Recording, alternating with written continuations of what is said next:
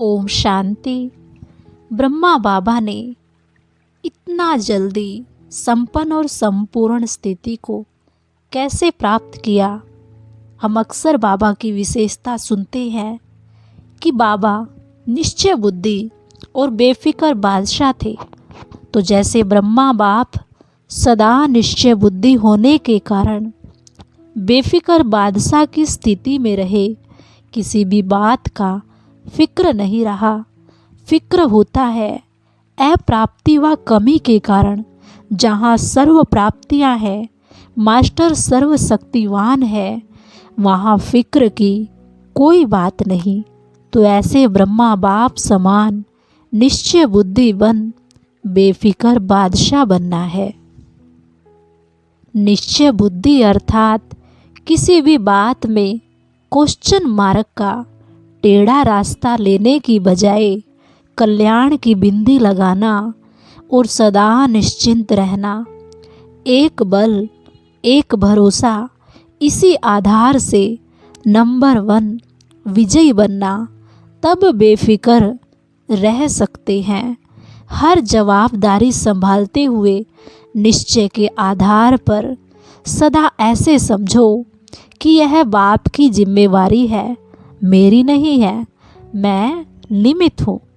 इससे बुद्धि पर कोई भी प्रकार का बोझ नहीं रहेगा और सदा अचल अडोल हर्षित रहेंगे।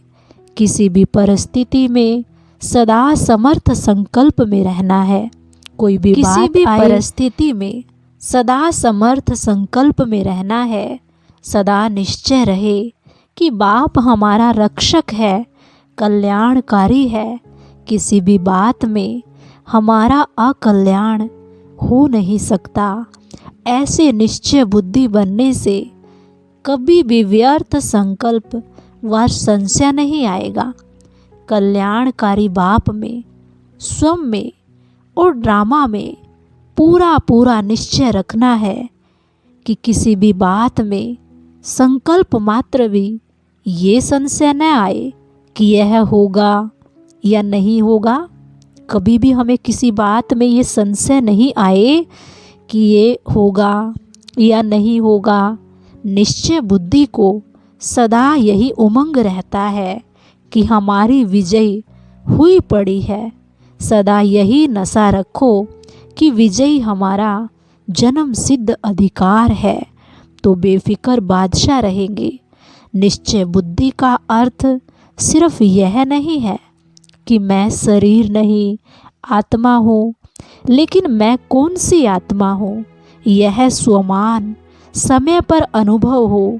सदा इसी स्वमान में रहो कि मैं विजयी आत्मा हूँ, पास विद ओनर होने वाली आत्मा हूँ। कभी भी अपने को साधारण नहीं समझो। हर प्रकार के पेपर में पास होकर दिखाओ। मन पसंद के साथ साथ लोक पसंद और बाप पसंद भी बनना है। यही है निश्चय बुद्धि विजयी बनना। निश्चय के आधार पर जीवन के हर कर्म में निमित्त और निर्माण बन सदा निर्माण का कार्य करो। सदा यह याद रहे कि निमित्त समझ निर्माण बनना ही स्वमान है।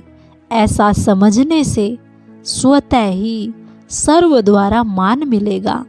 निश्चय के आधार पर सदा पहले आप, मैं नहीं, दूसरों को आगे रखना, अर्थात सदा स्वमान में रह सम्मान देना, सर्व का सम्मान लेना।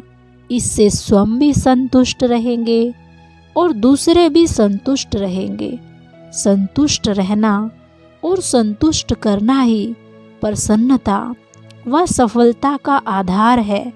सदा त्रिनेत्री त्रिकालदर्शी बनकर तीनों कालों को देखते और जानते हुए हर कर्म करना है। निश्चय हो कि हर कर्म की सिद्धि अर्थात सफलता हुई पड़ी है। त्रिनेत्री त्रिकालदर्शी बनकर कर्म करने से कभी धोखा नहीं खा सकते। निश्चय की परख तूफान अथवा विघ्नों के समय ही होती है। तो निश्चय बुद्धि बन विघ्नों को पार करो, कभी भी घबराना व मूंझना नहीं है। चाहे लौकिक संबंधियों द्वारा विघ्न आए, चाहे समाज द्वारा, लेकिन हिलना नहीं है। निश्चय हो कि जिसका साथी स्वयं भगवान है, उसे कोई हिला नहीं सकता। बेफिक्र बादशाह बन अचल अडोल स्थिति में रहो। निश्चय के फाउंडेशन के 4 स्तंभ हैं। बाप में निश्चय, स्वयं में निश्चय, परिवार में निश्चय और ड्रामा में निश्चय। हम मास्टर सर्वशक्तिवान है। इस निश्चय से स्वयं को मालिक समझ कर्मेंद्रियों को अपने ऑर्डर से चलाना है, कभी उनके वश नहीं होना है। इस निश्चय से सदा स्मृति स्वरूप बनना है। स्मृति से ही समर्थि आती है, शक्ति आती है। ऐसे समर्थि से शक्ति स्वरूप तथा स्वराज्य अधिकारी बनना है।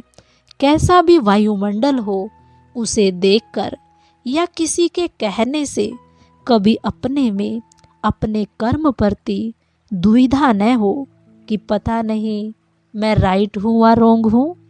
मन में सदा निश्चय रहे कि मैं सफलता मूर्त हूँ।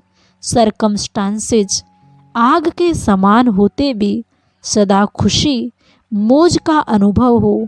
ऐसे निश्चय के आधार पर बेफिक्र बादशाह बनो।